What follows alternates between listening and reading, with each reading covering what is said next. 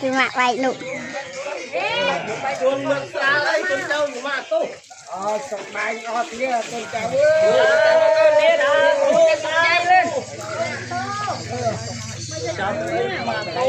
Ini song pria.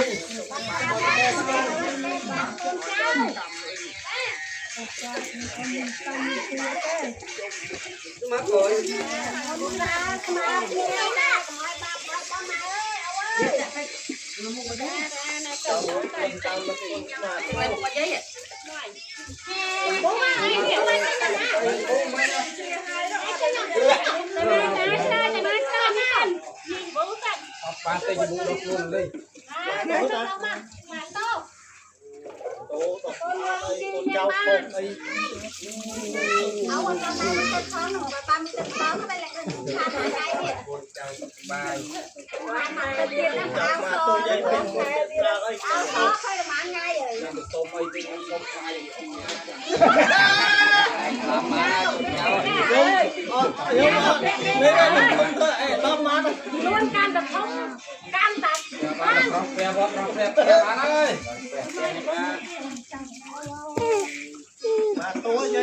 Đi kìm nè. Hả ta?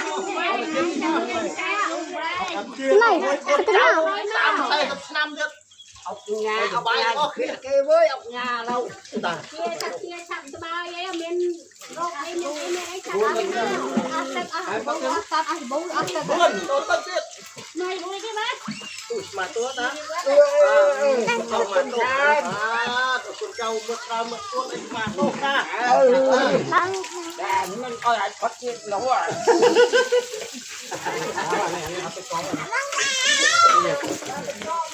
trâu mượn ra mượn tuốt anh mà tốt